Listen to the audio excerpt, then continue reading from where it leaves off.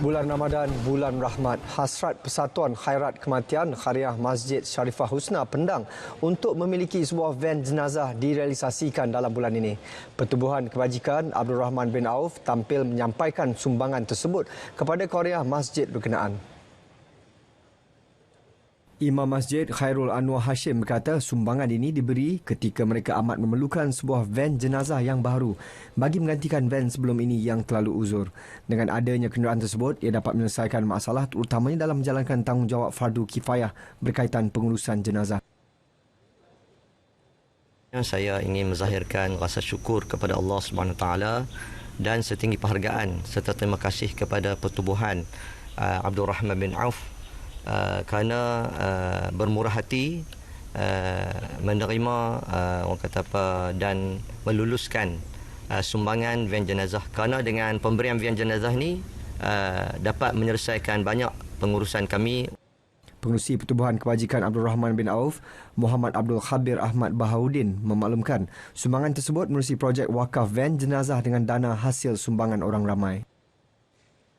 Jadi kita telah tubuhkan satu projek wakaf van jenazah dan madrasah ni. Jadi kebanyakannya income daripada sumbangan daripada hasil daripada sumbangan orang ramai kan, untuk melancarkan program ni. Dalam program ni kita tidak tetapkan dia punya jumlah daripada kutipan masjid perlu ada berapa. Cuma kalau ada sebahagian, contoh masjid ada sebahagian dana 40,000 ke 50,000. Jadi kita tengok kepada sumbangan orang ramai yang kita telah buat kutipan. Jika mana cukup untuk dapatkan sebuah van, saya kita akan proseskan untuk dapatkan van. Bagi jurucakap Pertubuhan Kebajikan Abdul Rahman bin Auf, Ustaz Ilyas Ismail, van jenazah amat diperlukan Khariah Masjid. Bagaimanapun untuk memilikinya memerlukan kos yang tinggi. Sebab itulah sebab antara kenapa Pertubuhan Kebajikan Abdul Rahman Auf ini kita buat kempen sumbangan van jenazah untuk masjid-masjid dan surau-surau yang sudah ada dalam senarai menunggu sebenarnya. Buat para penonton sekalian, saya menyarankanlah agar penonton-penonton semua dan juga orang ramai untuk turut sama kita jayakan usaha untuk nak menginfakkan van jenazah kepada masjid dan surau yang sangat-sangat memerlukan ni.